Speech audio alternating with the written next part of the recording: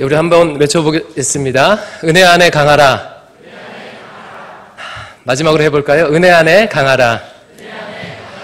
드디어 디모데후서의 마지막 부분입니다. 장장 14주에 걸쳐서 우리가 말씀을 살펴보았는데요. 오늘 우리가 읽은 부분은 디모데후서의 마지막 부분일 뿐만 아니라 사도 바울의 인생의 마지막 부분이기도 합니다. 사도 바울은 이 디모데후서를 쓰고 얼마 안 있어서 그 로마 감옥에 있다가 사형을 당하게 돼요. 그리고 그 사형도 끔찍하게 참수형을 목이 잘려 죽는 그런 사형을 당하게 됩니다. 그런 의미에서 이 마지막 부분을 읽으면서 여러 가지 복잡한 생각이 들게 되는데 여러분 어떻게 읽혀지셨습니까? 읽다 보면요, 제 느낌은 좀 그랬어요. 굉장히 쓸쓸하게 그렇게 짠하게 느껴졌습니다. 우리가 직관적으로 생각해 보면 이 정도로 하나님 앞에서 헌신한 사람, 평생을 자기 시간과 물질과 모든 것을 바쳐서 주의 복음을 위해서, 주의 교회를 위해서 헌신했다면, 그렇다면 이 정도 헌신을 했다면요, 많은 사람들 앞에서 박수를 받으면서 그렇게 명퇴를 하면 좋을 텐데, 또 많은 업적을 이루어 놓아서 명함에 들어갈 타이틀이 굉장히 많이 있는 상태에서 그렇게 사역의 자리에서 내려오면 좋을 텐데 오늘 말씀 보니까 전혀 그렇지 않은 것 같아요. 특히 오늘 말씀을 보면서 눈길을 끄는 것은요, 사도 바울의 외로움입니다. 외로움. 많은 사람의 이름들이 등장하잖아요. 근데 그 중에서도 사도 바울의 마음을 아프게 했던 그런 사람들의 이름이 눈에 좀 띄고요. 그로 말미암아 사도 바울이 받았을 그런 외로움과 그 스트레스와 고독을 생각하니까 굉장히 마음이 좀 쓸쓸하고 짠합니다. 한 두 사례 정도를 좀 보려고 하는데 먼저는 10절 말씀 보면요. 10절을 한번 볼게요. 10절 말씀은 이렇게 합니다. 데마는 이 세상을 사랑하여 나를 버리고 데살로니가로 갔고 라고 말합니다. 여러분, 데마라는 사람이 사도 바울을 버리고 떠나갔대요. 이게 짧게 적혀 있지만 그 배경을 살펴보면요, 사도 바울이 얼마나 심각한 배신감을 느꼈을지가 이제 보여져요. 이 데마는 어떤 사람이라면 빌레몬서 1장 24절과 골로새서 4장 14절에 이 데마의 이름이 등장하는데 한번 띄워줘 보세요. 같이 한번 읽어볼게요. 시작. 또한 나의 동역자 마가, 아리스다고, 데마, 누가가 문안하느니라. 골로새서 4장 14절은 사랑받는, 시작, 사랑받는 의원 누가와 또 데마가 너희에게 문안하느니라. 그러니까 과거의 데마는 바울에게 어떤 사람이었어요? 사랑받는 사람이었고 함께 일했던 동역자였습니다. 생사와 고락을 함께 했던 그런 사람이었는데 지금 이 디모데후서를 쓰는 이 시대에는요, 이 데마가 세상을 살아가요 사도 바울을 버리고 떠나갔대요. 데마가 완전히 신앙을 버렸는지 아니면 그냥 이 순간에만 이랬는지는 학자들 간에 논란이 있습니다. 하지만 확실한 것은요, 지금 이 순간에 이 데마가 바울을 떠나가 버렸다는 사실입니다. 그리고 이 데마는 바울에게 있어서 함께 동역했던, 끈끈이 동역했던 그런 사람이라는 거죠. 근데 오늘 본문 읽어보니까 이 나를 버리고라는 말이 한 번 더 등장하는데 16절 말씀이에요. 16절을 한번 볼게요. 같이 읽어보겠습니다. 시작. 내가 처음 변명할 때에 나와 함께 한 자가 하나도 없고 다 나를 버렸으나 그들에게 허물을 돌리지 않기를 원하노라. 예, 내가 처음 변명할 때라는 것은요, 지금 사도 바울이 로마 감옥에 잡혀 있잖아요. 그래서 재판을 받고 있는 상황입니다. 그러니까 첫 번째 재판에서 자기가 자신을 변호할 때에 사람들이 다 떠나갔다고, 다 자기를 버렸다고 지금 얘기하고 있는 거예요. 당시 로마 법정에서는요, 이와 같은 관례가 있대요. 어떤 죄인이 나와서 자기 자신을 변호할 때 친구들이 함께 나와서 이 사람은 이런 일을 저지를 사람이 아니에요. 혹시 이 사람은 원래 그랬던 사람이 아닙니다라고 하면서 변호하는 관례가 있었다고 합니다. 근데 안타깝게 사도 바울의 경우는 어때요? 자기 혼자만 자기를 변호해야 되는 상황이에요. 친구들이 다 떠나가는 그런 상황이었다고 그렇게 얘기하고 있습니다. 제가 이 부분을 읽으면서 좀 상상을 해봤어요. 그래서 제가 좀 끔찍한 상상을 해봤는데, 제가 열심히 사도 바울처럼 복음을 전하다가 그 복음 때문에 재판을 받게 됐습니다. 그래서 이제 저를 위해서 원래 박용호 목사님은 그런 사람이 아니에요. 원래는 굉장히 좋은 사람입니다. 이렇게 변호해 줄 사람이 필요해서 이렇게 요청했는데 그 재행 형제한테도 요청했더니 회사가 바쁘다고 그날 안 된다고 그러고 윤영이한테 얘기했더니 그 시험 기간이라 안 된다고 그러고 선영이도 레슨 있다고 안 된다고 그러고 급기야 지성률 목사님도 신방 있다고 안 된다고 그러는 거예요. 여러분 제 마음이 어떻겠어요? 이게 사소한 일도 아니고 제 인생의 굉장히 중요한 부분이잖아요. 재판을 받고 있는데 다들 여러 가지 핑계와 이유를 대면서 한 명도 안 도와주는 거예요. 이런 충격이 얼마나 충격을 받겠습니까? 내가 대강교회에서 헛짓을 했구나. 이 교회를 떠나고 말지. 뭐 이런 생각이 들지 않겠어요?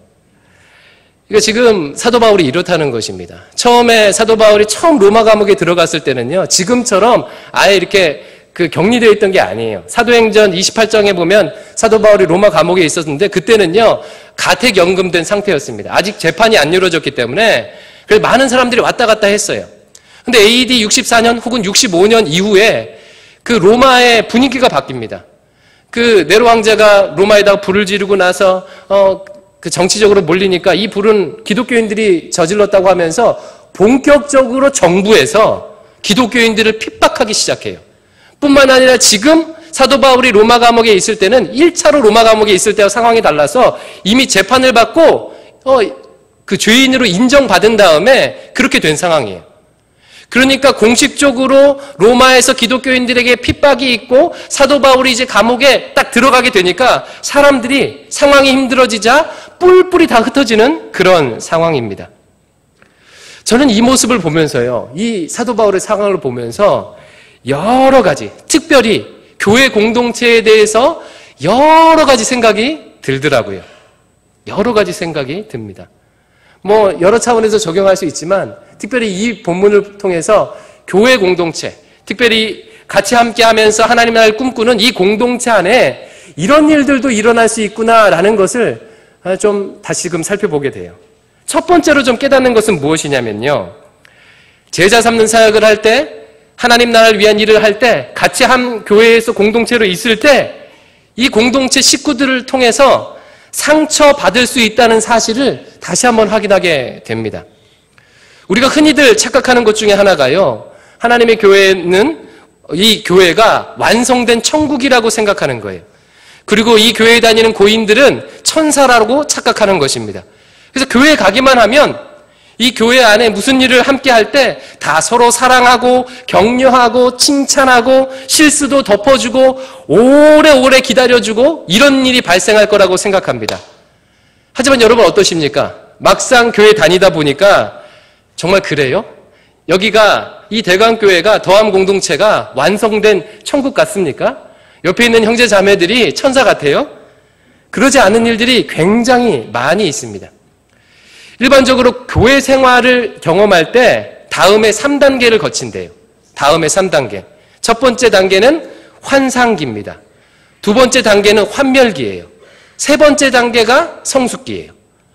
그러니까 교회 생활 처음 시작할 때는 이 교회에 대한 환상기를 거치고 그 다음에 환멸기를 거쳐서 그 다음에 성숙기로 나아가게 된다는 거예요.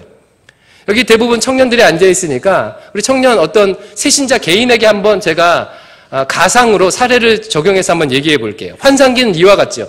어느 날 우여곡절 끝에 이 대강교회 청년부를 왔어요. 예배를 딱 드려보니까 목사님 말씀도 괜찮은 것 같아요.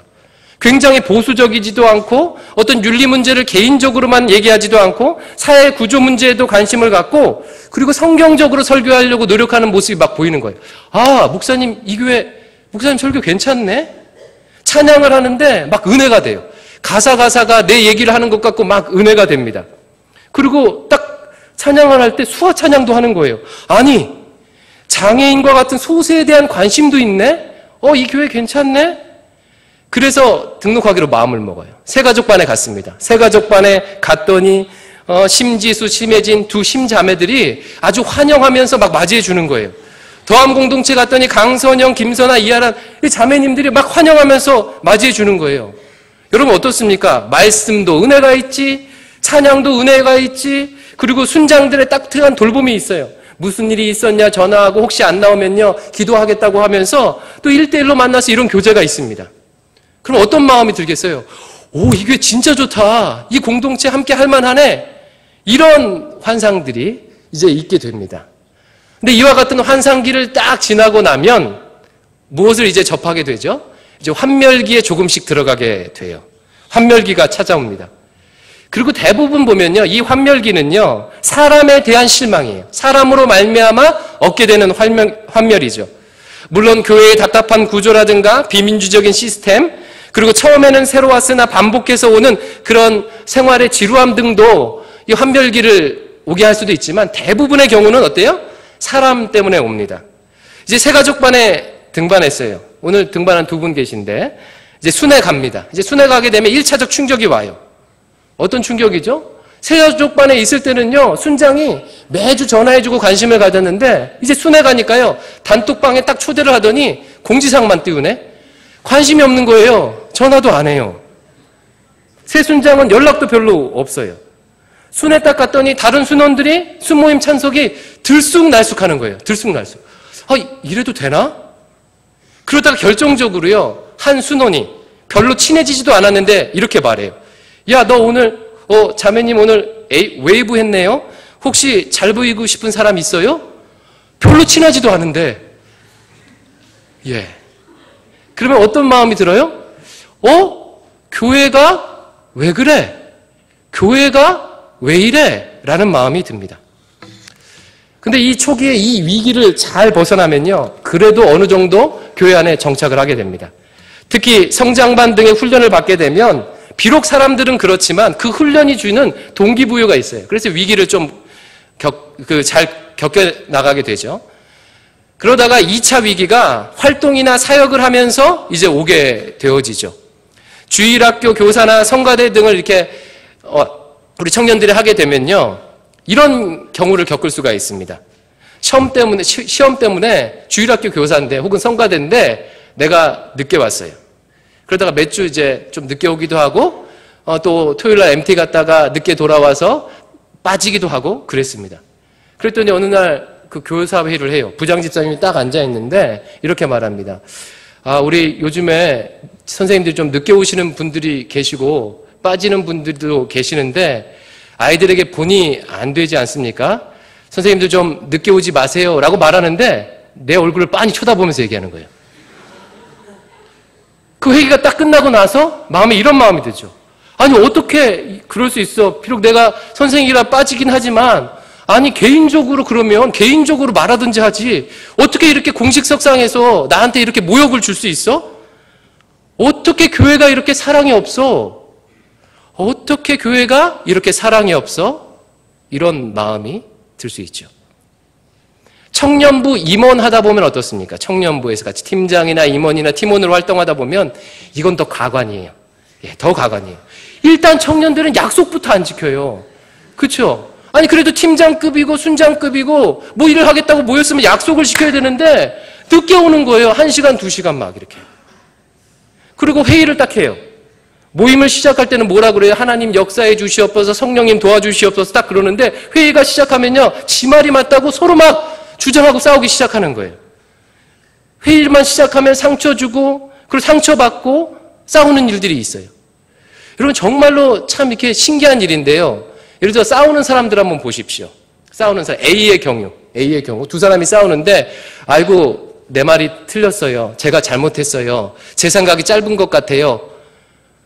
상대방도 제 말이 틀렸어요. 제 생각이 짧은 것 같아요. 제가 잘 몰라서 그랬어요. 라고 말하면서 싸우는 경우가 있습니까?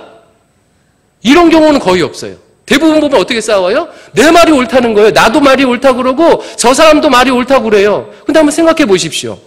내가 잘못하고 내 생각이 짧다고 할 때는 싸움이 안 일어나는데 내 생각이 옳다고 하는데 얘 말도 옳고 내 말도 옳고 옳은 말이 막 난무하는데 서로 싸우고 막 갈등하는 거예요. 옆에서 내가 만약에 나이가 좀 어려서 직접적으로 싸우지 않아도요, 옆에서 그런 모습을 지켜보는 후배들이 있다면 싸우는 사람도 마찬가지고 그 후배들도 마찬가지고 어떤 마음이 들어요? 별로 사랑이 없는 것 같아. 교회가 왜 그래? 교회가 왜 이렇게 사랑이 없어? 리더가 되면 어떻습니까? 내가 수련회 팀장, 단기팀 팀장을 섬겨요. 별일 다 있습니다. 정말 가관이에요, 가관이에요.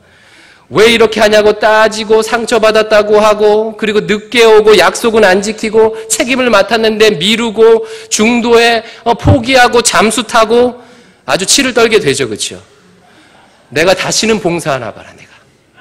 내가 이러려고 선교 가나 내가. 끝나기만 해봐라. 끝나기만 해봐라. 이제 학예 봉사 수련회 팀장 정하는데 여러분 기대가 됩니다. 예, 이런 상황인데 교회 오고 가는데 결정적으로요. 이제 교회 조금 이제 리더도 하다 보니까 교회 사람들에게 얼굴이 비춰졌어요. 근데 교회 지나가다가 어르신들이 조금 안다고 아는 체 하면서 한마디 던집니다. 혹시 좋은 소식 없니? 요즘 뭐 하냐? 아직도 취직 준비해? 결혼 소식이 있으면 빨리 줘? 예. 어떤 마음이 들죠? 도대체 소개나 시켜주면서 그런 말을 하지. 아니 그런 소리 듣기 싫어서 명절 때 친척 집에도 안 가는데 매주 교회에서 그런 소리를 듣는 거예요. 교회가 왜 그래? 왜 이렇게 사랑이 없어? 이러다가 아주 결정적으로요. 목회자의 설교가 이상하다거나 이상한 비리를 저지른 일이 발견되게 되면 결정타를 맞게 되고 이제 교회를 떠나게 되는 거예요. 그래서 예수님은 믿지만 교회는 싫어. 예배는 드리지만 공동체는 싫어. 교인들하고는 그리고 청년들하고는 부대끼기 싫어. 이게 이제 환멸기에 경험하는 일들입니다. 근데 참 안타까운 것은 교회에 대한 환상기는 굉장히 짧은데 환멸기는 어때요? 되게 빨리 오고 되게 길어요. 그리고 사단 마귀는요, 이런 이와 같은 환멸기를 이용해서 성도들을 잡아먹게 되죠. 그러면 질문 한번 들어볼게요. 이와 같은 교회에 대한 공동체에 대한 성도들에 대한 환멸기는 반드시 겪게 됩니까? 환멸기는 반드시 있습니까? 예, 반드시 겪어요. 반드시 겪어요. 대표적인 예가 누구예요? 사도 바울이에요. 사도 바울이에요. 사도 바울도요, 이 교회 안에 생활하면서 많은 배신과 분쟁을 겪었죠. 대표적인 성경이 고린도 전서잖아요. 우리가 재작년에 살펴봤잖아요. 고린도 전서. 오늘 본문도 한번 보세요. 11절 말씀 한번 보시면 11절 제가 한번 읽어볼게요. 누가만 나와 함께 있느니라. 내가 올 때에 마가를 데리고 오라. 그가 나의 일에 유익하니라. 마가를 데리고 오라고 편지를 쓰고 있는데 이 마가하고 사도 바울하고 썸씽이 있었어요. 1차 전도 여행할 때 이 마가가 어떤 마가냐면요. 마가의 다락방의 마가예요. 베드로의 수제자 마가입니다. 마가복음의 저자 마가예요. 그래서 1차 전도 여행할 때 이 바나바의 조카였거든요. 이 바나바하고 마가하고 바울하고요. 1차 전도 여행을 떠나게 돼요. 구브로에 갔을 때 놀라운 성령의 역사가 일어나서 그 성령의 역사를 경험하고 바보라는 섬에 갔는데 곳에 갔는데 이 마가가 갑자기 이 선교 여행을 포기하고 예루살렘으로 돌아갑니다. 자세하게 그 내용이 기록되지 않았지만 사도 바울이요 굉장히 이것 때문에 충격도 받고 배신감도 느끼고 그리고 상처도 받았던 모양이에요. 2차 전도 여행을 떠나가려고 할 때 바나바와 바울이 이 마가 때문에 싸웁니다. 마가를 데리고 갈 것이냐 말 것이냐. 바울 입장에서 한번 생각해 보십시오. 상처가 될 만해요, 안 될 만해요? 같이 함께 애써서 힘써서 선교를 떠났어요. 근데 중간에 힘들다고 포기하고 돌아가 버린 거예요.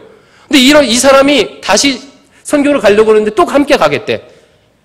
그러면 함께 가고 싶겠습니까? 가기 싫죠, 가기 싫죠. 근데 마가의 입장에서 한번 생각해 보세요. 비록 본인이 1차 전도 여행 때는 열심히 하지 못하고 중간에 힘들어서 포기했지만 이제는 다시금 작정하고 각오하고 다시 선교하겠다고 가요. 근데 사도 바울이 뭐라 그래요? 너하고 못 가겠다 그래요. 상처가 되겠어요, 안 되겠어요? 아니 어떻게 교회가 그래? 왜 이렇게 용납해 주지 않아? 이런 마음이 들겠죠, 이게. 예. 이와 같은 환멸기는요, 이와 같은 분쟁은요, 어느 교회든지 겪습니다. 어느 교회든지. 대표적인 또 증거가 뭐예요? 바로 내 자신이잖아요. 여러분 겪으시고 계시죠? 겪고 있고. 그러면요, 교회에서 왜 하나님의 교회에서 이와 같은 분쟁과 다툼을 겪습니까? 종교사회적인 이유를 들면요, 교회는 어떤 사회적 문화적 필터링도 없는 존재예요. 그러니까 교회는요, 누구나 다 올 수 있습니다. 누구나 다. 보통은 우리가 사회생활 할 때는요, 학교나 회사나 그런 데는요, 필터링이 있어요, 없어요? 있잖아요. 고등학교만 해도요, 그 동네에 비슷한 수준의 아이들이 그 같은 비슷한 또래 나이대 애들이 모여요. 그러니까 수준도 비슷하고 생각도 비슷하고 막 그래요. 대학교는 어떻습니까? 대학교도 시험 보잖아요. 그래서 좋은 대학교는, 학점이 높은 대학교는요, 좋은 아이들이, 수재들이 가고, 또 이렇게 막 필터링이 있잖아요. 동아리 같은 경우는 관심으로 모이고 그렇습니다. 회사도 마찬가지죠. 그가 무엇을 전공했는지, 어떤 나이인지, 그 회사가 요구하는 그 요건에 따라서 필터링이 있어요. 하지만 교회는 그런 게 있습니까? 없습니까? 전혀 없어요. 예수 그리스도를 구주로만 고백하면 누구든지 함께 나와서 형제 자매가 될 수 있습니다. 빈부나 성별이나 학벌이나 이런 거 상관없이 예수 그리스도를 구주로만 고백하면 누구든지 와서 다 함께 할 수 있어요. 바로 이것이 교회의 매력이고 가치이기도 하면서 어려움이기도 하는 거죠. 어려움이기도 해요. 교회는 절하고 성당하고는 다르죠. 교회나 절하고 성당하고 가면 성직자가 있습니다. 이 성직자는요, 속세를 떠난 사람이에요. 신부나 스님들. 하지만 교회는 그렇습니까? 아니에요. 여기 저를 포함해서 모든 사람들이 그리스도 앞에서 성직자잖아요. 하지만 우리는요, 속세를 떠난 게 아니라 속세의 두 발을 딛고 세상 속에서 신앙생활 하잖아요. 세상 속에서. 저도 가정을 꾸리고요, 경제적인 것들을 염려하면서 이렇게 세속 속에서 살아가면서 함께 모여서 이렇게 막 일해요. 이렇게 모여서 부대끼고 있는 거예요. 성경적으로는 어떻습니까? 성경적으로. 왜 이렇게 갈등이 일어나는가? 마태복음 13장에 보니까 사탄 마귀가 교회 안에 가라지를 심어놨대요. 그러니까 예수님을 잘 믿는 사람뿐만 아니라 사탄 마귀가 이 교회를 회파하기 위해서, 파괴하기 위해서 심어놓은 가라지 같은 존재가 있다는 거예요. 예, 지금 갑자기 긴장이 흐릅니다. 혹시 제가 가라지인가? 예, 의심의 눈초리로 보지 마세요. 뿐만 아니라 사탄 마귀가 공격하기 때문에 그렇습니다. 우는 사자와 같이 삼킬 자를 찾으며 어떻게 하면 교회를 무너뜨릴까? 그렇게 호시탐탐 노리고 있는 거죠. 사탄은 분열의 영이에요. 우리를 분열하도록 그렇게 노력하고 있기 때문에 그렇습니다. 뿐만 아니라 신학적으로 하면 왜 그렇습니까? 아직 온전한 하나님의 나라가 이루어지지 않았기 때문에 그렇습니다. 예수 그리스도를 통해서 이루어진 하나님의 나라는 지금 완성되어가는 과정이에요. 이 과정에서 유형의 교회는 불완전함을 가지고 있고 신자들은요, 성화의 과정 가운데 있는 사람들입니다. 우리 모두 지금 성화를 이루고 있는 공사 중이에요. 공사 중. 예수님 믿고 공사가 이제 시작해서 열심히 내 자신을 성화하기 위해서 공사하고 있고, 이와 같이 공사하고 있는 사람들이 모인 곳이 바로 교회예요. 근데 참 안타까운 것은 이 공사의 시차가 있습니다. 타이밍이 달라요. 예를 들어 같은 순장이라도요, 지금 A 순장은요, 영적으로 침체할 때고 B 순장은요, 막 은혜 받을 때예요. 근데 은혜 받은 사람 입장에서 보면 쟤는 순장한다고 해놓고 왜 저래? 이렇게 보여요. 그럴 수 있죠, 그렇죠? 타이밍이 다릅니다. 평생을 막 상승하는 사람은 없어요. 이렇게 기복이 있어요, 기복이요. 근데 이 타이밍이 다르다 보니까 충만한 사람은 안 충만한 사람 정죄하게 되고, 또 안 충만한 사람은 왜 사랑이 없어 그러게 되고요. 예. 여러분들께서 제가 대학교 1, 2학년 때 저를 봤다면요, 지금 제 설교를 듣지 않을 것입니다. 제가 여러 차례 말씀해 드렸잖아요. 담배를 하루에 3갑 폈어요. 술을 273일 연속으로 술 마셔서 그게 책으로까지 나왔어요. 예, 이런 사람이 만약 설교하고 교회 리더라고 하면 신뢰할 수 있겠습니까? 주일학교 교사하는데 4주 중에서 3주 연속 나왔다고 4번째 주는 일부러 빠졌어요. 밤새 술 마시고 와서 아이들을 가르치는데 성경을 가르쳐야 되는데요, 우루과이 라운드가 어떠느니, WTO가 어떠더니, 이 나라가 어떠니, 초등학교 5학년짜리 애들한테 막 이런 얘기를 하는. 그때 저를 만났다면요, 여러분 실망했겠죠. 어떻게 교회가 왜 저래? 어떻게 신자가 왜 저래? 제가 그래도 모태신앙이라는데. 뿐만 아니라 이렇게 우리가 어려움을 겪는 이유는요, 하나님께서 우리의 성화의 방편으로 그와 같은 갈등을 사용하시기 때문에 그렇습니다. 성화의 과정에서 하는 훈련은 크게 2가지예요. 하나는 채우는 것이고, 하나는요, 늘리는 것이에요. 채우는 것이나 하나님의 말씀에 대해서 지식적으로, 지혜적으로 내 안에 채우는 것이고요. 늘리는 것이란 무엇이냐면 내 신앙의 인격의 그릇을 크게 하는 거예요. 크게 하는 거. 신앙의 인격의 그릇을 크게 하는 이 늘리는 일들은 제자 훈련이나 성경 공부로 되는 것이 아니라 뭘를 통해서 돼요? 이와 같은 갈등을 통해서 돼요. 예전에는요, 이런 상황은 견디질 못했어. 이 종류의 사람들은 이해하지를 못했어요. 내 신앙의 그릇이 너무 작아서요, 나하고 맞는 사람들만 용납하고, 그리고 내 마음에 드는 사람들하고만 친구하고 그러다가, 하나님께서 교회 안에서 갈등을 통해서요, 갑자기 커다란 망치로 내 신앙의 그릇을 한번 쾅 치는 거죠. 그러면 쭉 늘어납니다. 늘어날 때 어때요? 너무 아파요. 너무 아파. 너무 아파요. 너무 아파요. 그래서 하나님께서 우리를 이렇게 빚으시는 거예요.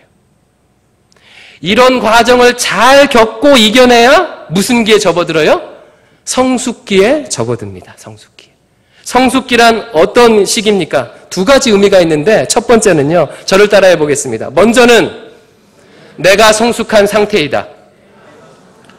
성숙기에 접어들게 되면 이 모든 과정을 통해서 교회에 대한, 또 사람들에 대한 불필요한 이상을 버리고 용납과 인정과 사랑의 기다림을 할 수 있는 상태입니다.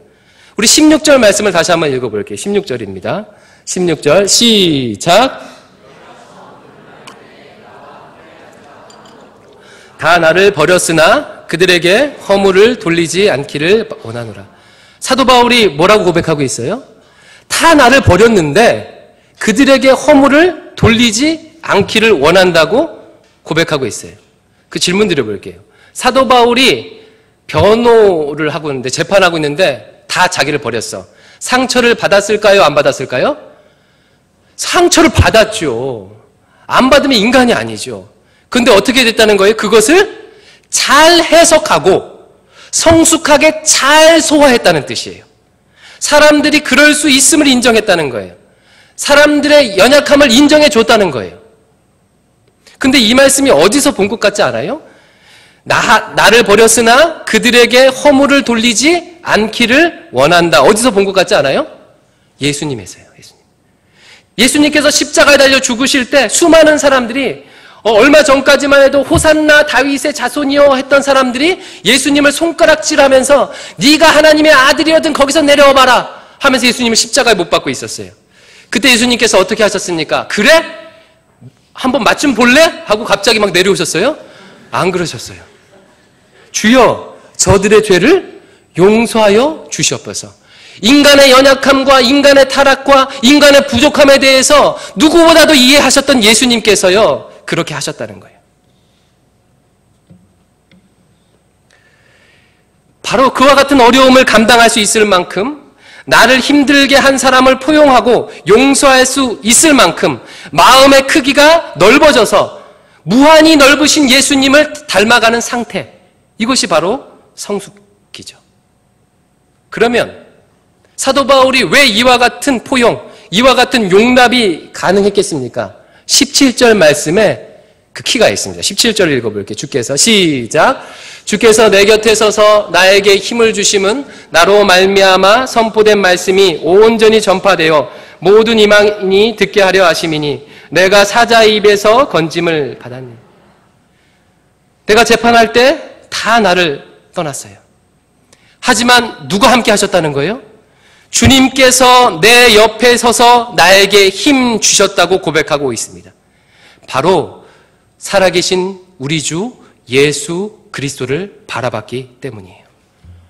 이것이 성숙기에 들어서기 위해 반드시 필요한 것입니다. 성숙기에 있는 사람들에게 반드시 나타나는 증거는 사람이 아니라 우리 주 예수 그리스도, 나와 언제나 함께 하시며 나를 배반하지 아니하시며 나와 동행하시는 그 예수님을 바라보는 거예요. 이런 이야기 많이 들어보셨을 거예요. 교회를 어느 정도 다니다 보면 교회 생활은 사람 보고 하면 안 되고 주님 바라보고 하는 것입니다. 바로 이 말이 그 말이에요. 이 말이 그 말이에요. 사람들은 우리가 주님을 신뢰하듯 신뢰할 존재가 아니라 사랑하고 용납할 존재임을 인정하고 오직 주님을 바라보면서 신앙할 때 성숙한 교회 생활이 나오게 되는 것이죠. 그리고 우리 주님께서는 이것을 위해서 우리 인생을 다루고 계시잖아요. 주님만 바라보도록 돈이 아니라 주님만 의지하도록 재정의 문제를 다루시고 시간의 문제를 다루시고 여러 가지 고난과 어려움을 통해서 바로 주님만 바라보도록 훈련하고 무엇을 통해서도 교회 안에서 성도들과의 관계를 통해서도 수많은 갈등을 통해서 관계의 어려움을 통해서 주님만 바라보도록 훈련시킵니다. 바울도 겪었고 저도 겪었고 여러분들도 지금 똑같이 겪고 있는 거예요. 참 목회하면서요 신비로운 일인데 제가 목회하면서 누군가 사람을 의지하잖아요. 그러면 이상하게 그 사람이 떠나가거나 그 사람으로부터 상처를 받는 일이 있어요. 그렇죠?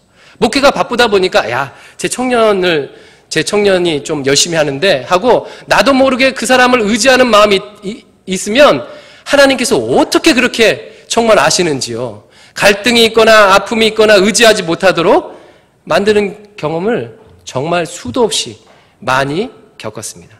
그래서 주님만 바라보고 사역하는 것이구나. 이게 바로 성숙기예요.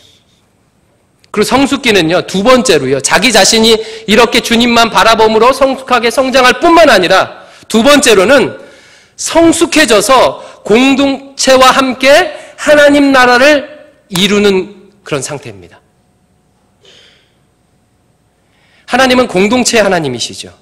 하나님은요, 하나님 자체도 공동체로 존재하세요. 삼위일체세요. 성부와 성자와 성령 하나님께서 카리타스의 사랑으로 서로 사랑하시며 공동체로 존재하시죠. 우리 예수님께서는 마태복음 18장 20절 말씀에 두세 사람이 모인 곳에 나도 그들 중에 있느니라 하고 공동체로 함께 있는 가운데 있겠다고 말씀하셨어요. 우리 성령님도요 공동체의 영이셔서 공동체가 함께 기도할 때 강력하게 역사하십니다. 오순절 마가의 다락방에서 120여 명의 성도들이 함께 모여서 기도할 때 성령이 임하는 거죠. 더군다나 하나님 나라의 역사는요 혼자 감당할 수가 없습니다. 공동체로 함께 감당하게 하셨어요. 그 사명도 공동체에 주신 사명이에요.